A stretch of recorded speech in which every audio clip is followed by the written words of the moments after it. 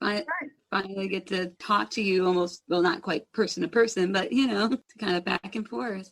Would you like to start by introducing yourself and what's your relationship with the old woman? Hello, my name is Christina, and if you are on Tumblr, you probably know my blog, Joe and Friedrich. It was started because I just love them so much and did not think that they got the recognition they deserved. And I've been a fan of Little Women for the longest time. Like, first time I read it was like between, I'm going to say the ages of 10 to 12. That was like somewhere around the ages that I started to read it. So been a fan ever since.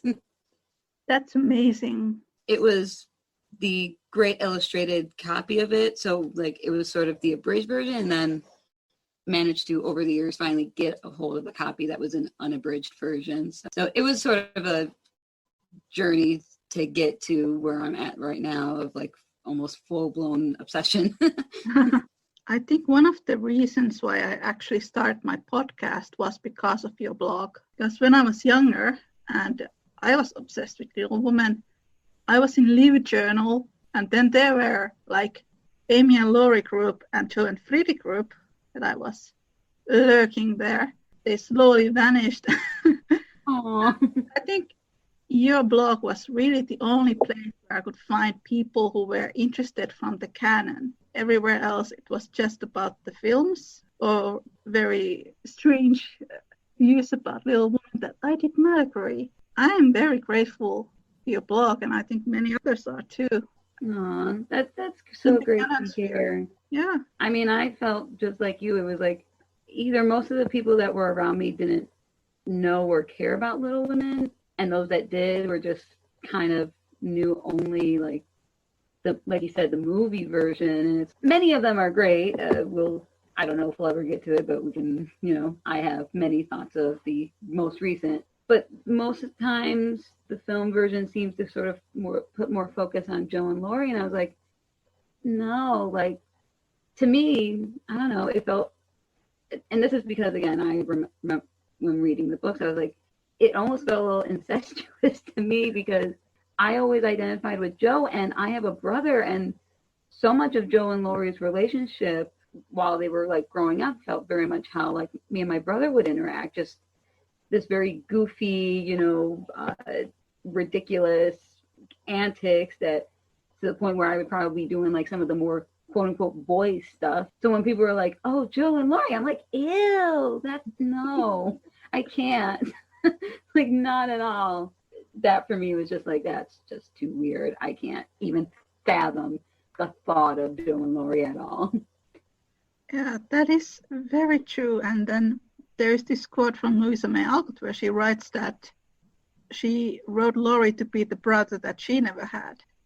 Yeah, it's very shocking that most people don't pick up on that, really, how incredibly brother and sister their relationship is like.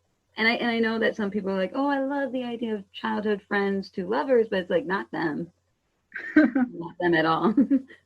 Yeah, I think with Laurie, there are a lot of things that people just ignore about this character. And we've talked about this before, like the catfishing and the proposal and him threatening that he's going to hurt himself.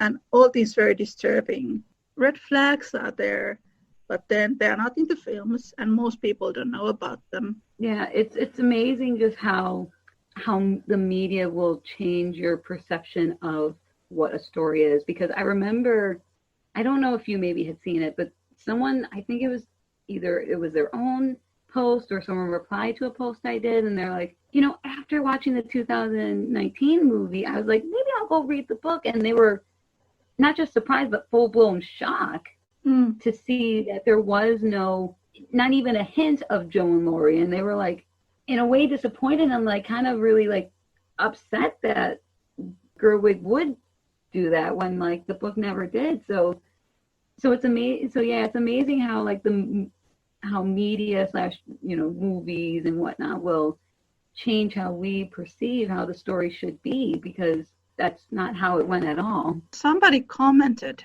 quite recently that Gerwig cared more about her actors than the book itself, and I think that could be true.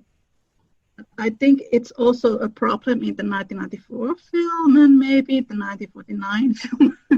So she just continued this long tradition of romanticizing Laurie. There's no excuses for that. No, not at all. And this is not like, I think in general Laurie is a good character, but it takes him a while to get to be a great character. But they all got flaws, but he just seems to be the one that really is like stand out, and to the point of like, okay, that's very problematic, dude. During this day and age, if you did at least one of those things that Laurie did, a girl would be like, just dump him, girl. Don't even bother, But yeah, like you said, they don't put focus on that, and I think it's a shame, because when he does propose to Jo, and I do have a little thing I want to mention about that. I'll get to that in a moment. When they portray his like heartbreak, it's like, oh, poor Laurie, but it's like, no, it's not really poor Laurie, because you've had so many signs leading up to Jo being like, I can't or I won't, because you clearly didn't get the hints before. And I've seen some people that have said, Jo was so mean to him during the proposal. And it's like, not for nothing, but wouldn't you be too, if after all those years, him trying to like, flirt with you and like kind of try to kiss you and whatever else, and you're just like, in the nicest way, no. And then you just being so fed up with it. Like, I don't blame her at all. Well, in the book, the reason why Jo goes to New York is because Laurie was harassing her. Yeah. And that was what I was going to say, is that I hate when the movies do the proposal before New York, because it seems like she's just trying to like walk away from like heartbreak, or like, oh, I can't watch poor Laurie be sad. And it's like, no, she left before proposal happens, because she wants to get away from him, so that way he can be like, all right, just take time, try to, maybe after some time away, you can figure out that you don't really care for me as much as you think you do. And that's why when she comes back, she's just like, you know what, I'm done. Yeah, I don't like it when the movies kind of switch it, because I feel like it does it almost in a way to be more sympathetic to Laurie rather than sympathetic to Jo. Was that the same in the 2017 series? I think that's probably the only version that I can think of that actually did it the right way. Yeah. He proposed to her after she came back from New York. Yeah. I still think he was very romanticized in that version as well. And it's so important that it happens after New York, because, again, it's one of those moments where it's sort of like you sort of have an inkling that maybe she has a lot more feelings for him than you think she does.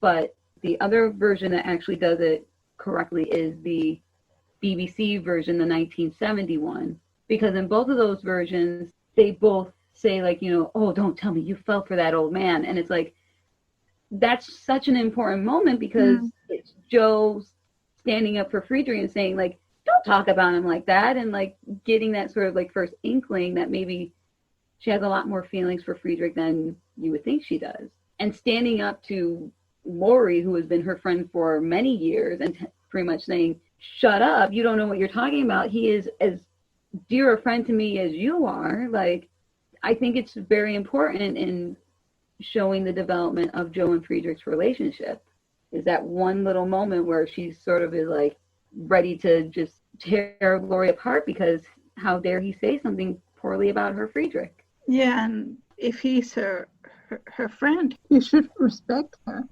But there are a lot of indications that he doesn't.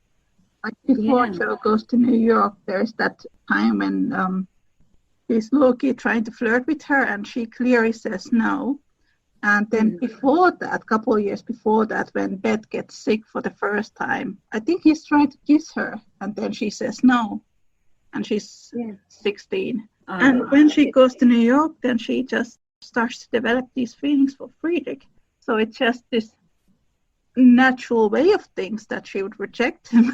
I think one of the things that most people miss in Little Women, even some people who read the novel too, is that it also happens to Laurie that when he's with Amy, he sort of starts to become more independent, which is not the way his and Joe's relationship works, because he was looking her to be his nanny or somebody who taught him what to do. But then with Amy, he sort of becomes more independent and also wants to find something else to his life than just, writing these operas for Joe or music. He wants to be productive. So it's all thanks to Amy, or she pushes him to finding purpose that he was lacking. Thank you for listening. To listen to full episode, You Are Meant for Labor, Not for Love, link is in the description. You can listen Little Woman podcast on Spotify, iHeartRadio and other podcast platforms. If you would like to get updated when new episodes appear, you can join the newsletter at littlewomanchannel.substack.com. Take care and make good choices. Bye!